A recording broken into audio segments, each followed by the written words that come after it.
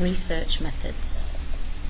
Okay, we've looked at the types of data you could get, but now we need to think about how you are actually going to get hold of that data.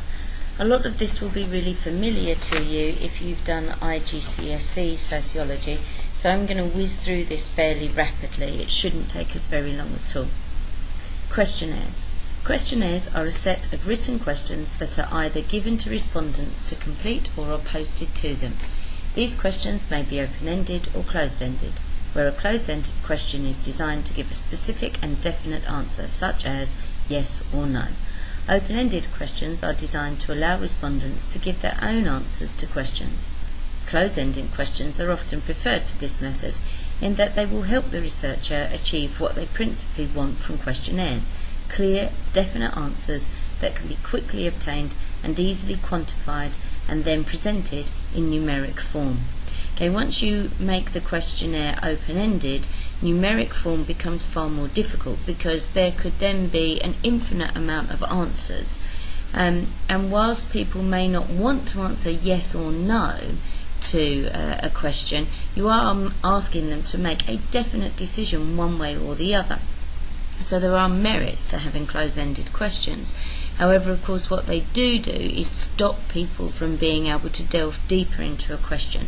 So any idea of having qualitative data isn't going to come here. And even when you have open-ended questions, that's not going to happen. Alright, we have postal questionnaires, and we have those that are done with the person right there in front of them. There are positives and negatives to both of these as well. Postal, you may not know who it is that's answered them. They may not have taken them seriously. You may have wanted women who are aged in the 30 to 40 age bracket, but actually a teenage boy thought it would be funny to fill it in for his mum. So you can't be certain of who's done it. People may not return the postal questionnaires. They may just throw them in the bin. Therefore it does become expensive because you may have sent out lots of prepaid envelopes and you don't get these returned.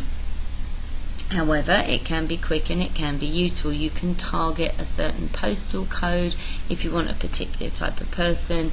You can be very specific in the type of people that you're asking. So they can be useful. I'm not sure that they're taken very seriously by people. However, if you're completing a questionnaire and the person is right there in front of you, they may feel slightly intimidated by the researcher being right there in front of them and feel they have to give a certain type of answer, particularly as they know that the researcher will take that questionnaire from them and look at it immediately, so they know that's the answers that they've given. Again, there can be this influence of the researcher on the person who's answering the questions. Questionnaires may well result from an attempt to operationalize a concept, the process by which an abstract idea is broken down into subheadings that are more easily understood. A good example here would be Robert Blauner's operationalizing of the concept of alienation at work into the subheadings of isolation, meaninglessness, powerlessness, and self-estrangement.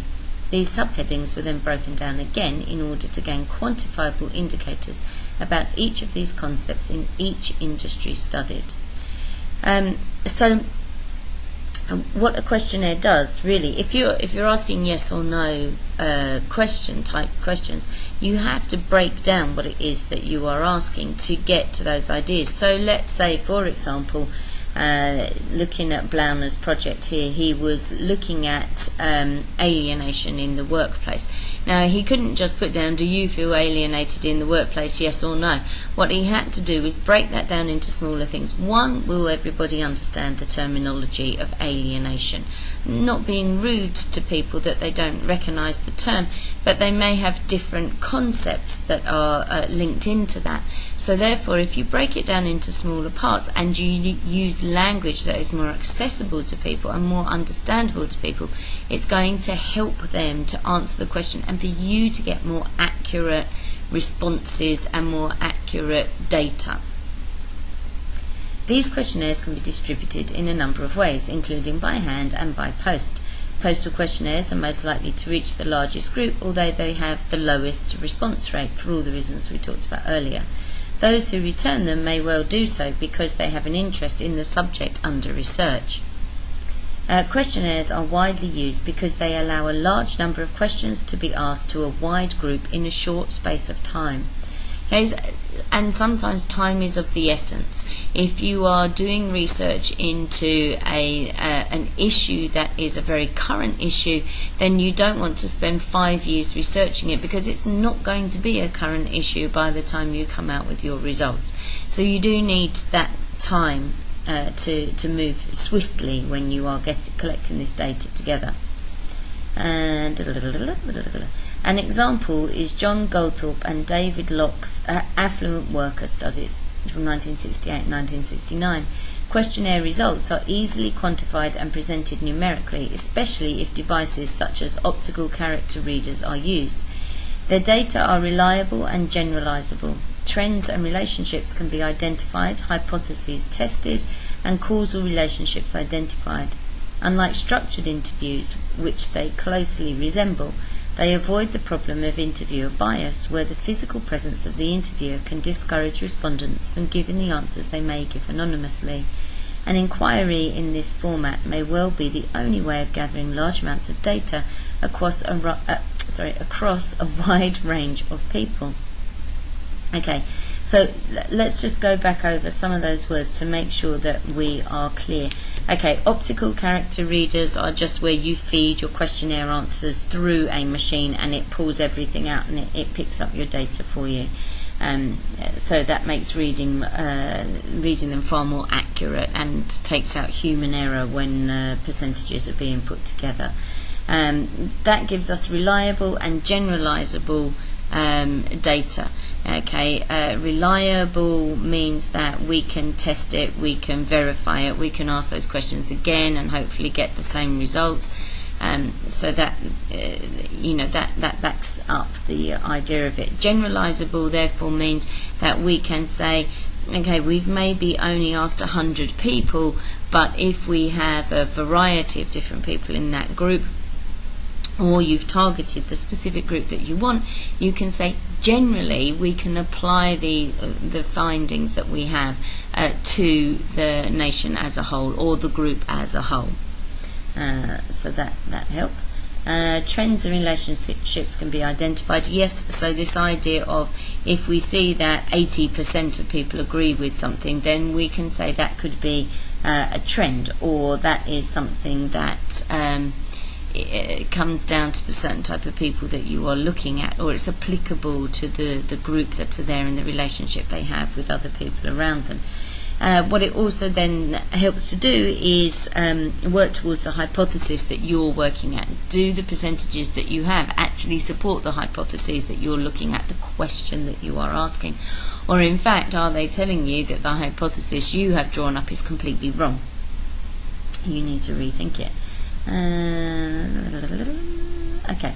Alright, researchers may be unwilling to use questionnaires, however, given that they rely on the goodwill of respondents for their completion, give them no opportunity to clarify the questions they ask, and expect a certain level of literacy and numeracy for their completion. Okay, and this is why I was saying earlier you need to use language that is accessible to people. Now, we may use certain words because we're used to them. We've used them in sociology. They've become everyday language to us. But at the beginning of year 10, maybe you didn't know what these words meant. It's only because we've used them over and over again and they've become common usage for you. So other people may not understand what those words mean. So you do have to think about those things. And this is why a pilot study is so important. Try it out on a few people. Check that the language is right. Check that people are understanding the questions, because if you're not there to follow through when somebody is answering the questions, they need to be accessible to people, and you need to make sure that they are referring directly to the hypothesis that you are trying to research into. They also delimit the range of responses, particularly in the case of closed-ended questionnaires, which I talked about earlier. There is also the assumption that the respondent really means what they say in the answers they give.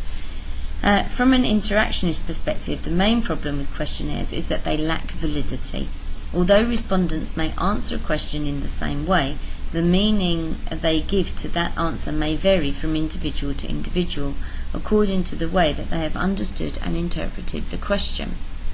And this is why, closed-ended questioning, yes or no, to something. It's when you open that idea out that people can then start misinterpreting the way that they answer them. But at the same time, when you read the answers, you can tell whether they've misinterpreted what it is that you've put down there. So you need to get this balance of ideas about the different formats that there are. What may matter to a researcher and be seen as significant may not be of the same importance to the respondent. A very small part of the respondent's view of the world is revealed, and the researcher gains little or no first-hand experience of the worldview of others, or how they interact with those around them. Finally, completing a questionnaire does little to involve or empower the respondent in the research process. Okay, so here again we have to think about this, because we don't know who exactly is answering that questionnaire, particularly if it's a postal questionnaire. Even if you give out questionnaires around school or at a shopping mall and you collect them in from people, we don't know what the background to that person's life is, and therefore their experiences will colour the way that they answer their questions. So we can't look into that through a questionnaire, and this is why interpretivists say questionnaires aren't good and they haven't got validity, because we don't look at the background of that person and why they're responding in that way because of their previous experiences.